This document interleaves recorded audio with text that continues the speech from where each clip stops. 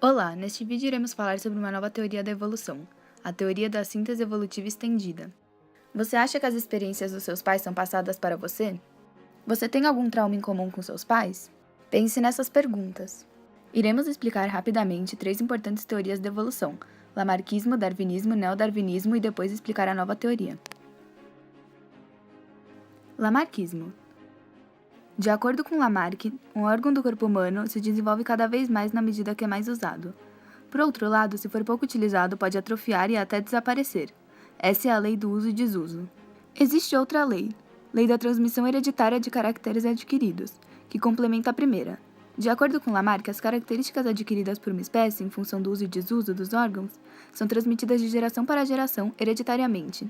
As mudanças no meio ambiente são indutoras das transformações nos órgãos dos animais. Antigamente, as girafas tinham um pescoço curto. Com a escassez da alimentação em determinados períodos, foi necessária uma mudança de comportamento para garantir a sobrevivência. Para poder alcançar o topo das árvores e comer as folhas, as girafas esticavam o pescoço. A cada geração de girafas, elas nasciam com um pescoço um pouco maior. Porém, a teoria de que essas características são transmitidas mostrou-se incorreta, principalmente pela teoria da evolução das espécies de Charles Darwin. Darwinismo.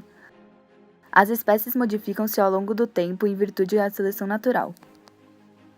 Para Darwin, os organismos vivem uma luta constante pela sobrevivência, e apenas aqueles mais aptos são capazes de sobreviver e passar características vantajosas para seus descendentes. Apesar da seleção natural ser um mecanismo correto, Darwin não conseguiu explicar como as características vantajosas surgiam nos organismos, e tão pouco como eram transmitidas.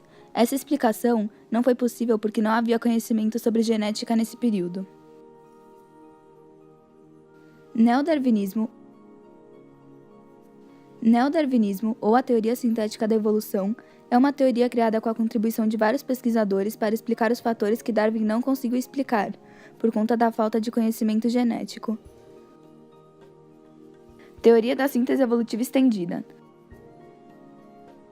É uma nova forma de pensar e entender a evolução que estende à teoria tradicional, reconhecendo um amplo conjunto de causas. O conhecimento de como os organismos se desenvolvem, crescem e interagem com o ambiente ajuda os cientistas a explicar a diversidade da vida e os processos de adaptação. Estamos acostumados na ideia de que a forma como os organismos se desenvolvem molda a direção e a taxa de sua evolução, e que a herança acontece não só pela transmissão dos genes, mas por vários meios adicionais. A síntese evolutiva estendida é mais que uma forma de pensar a evolução. Entretanto, é um ativo programa de pesquisa. Está sendo utilizado uma perspectiva alternativa para gerar novas hipóteses, abrir novas linhas de investigação e desenvolver uma nova teoria. Cientistas de universidades estão pondo essas novas hipóteses em tese, conduzindo as experiências críticas necessárias para avaliá-las e produzir novas previsões teóricas. Essa teoria não foi produzida para substituir pensamento tradicional. A seleção natural e a herança genética permanecem centrais.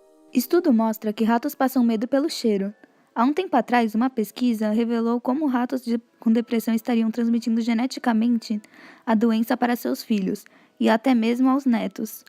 O fato coincide com um novo estudo, que mostra como ratos podem passar o medo aos seus filhotes apenas pelo cheiro. No experimento, ratas fêmeas foram expostas ao odor de hortelã, enquanto tomavam pequenos choques elétricos. Depois de criarem um temor, toda vez que os animais sentiam o cheiro, eles sentiam medo. Após isso, usaram essas fêmeas na reprodução com machos que não haviam participado do experimento para testar seus filhotes. Logo que nasceram, os ratinhos foram expostos ao cheiro de hortelã, na presença de sua mãe, que ficou aterrorizada. Algum tempo depois, os bebês começaram a ter medo do cheiro de hortelã também. Como apenas esse experimento era insuficiente para comprovar que mães passam medos pelo cheiro, a equipe de pesquisadores decidiu separar os bebês de suas mães verdadeiras. Contudo, deixaram-se próximas o suficiente para que os filhotes pudessem sentir seu odor. Isso também faz sentido pelo fato de que ratos recém-nascidos ainda não possuem visão e audição muito bem desenvolvidas. E deu certo. Os filhotes aprenderam a temer de hortelã sem que pudessem olhar ou ouvir sua mãe. Uma vez que aprenderam a ter medo do cheiro de hortelã, os filhotes começaram a evitar a folha, diz o pesquisador. Mas 2 testes fizeram com que a equipe reforçasse sua opinião. Testaram com mães adotivas e sem a presença das mães. O resultado foi o mesmo, e definitivamente, os filhotes já estavam com seus temores definidos.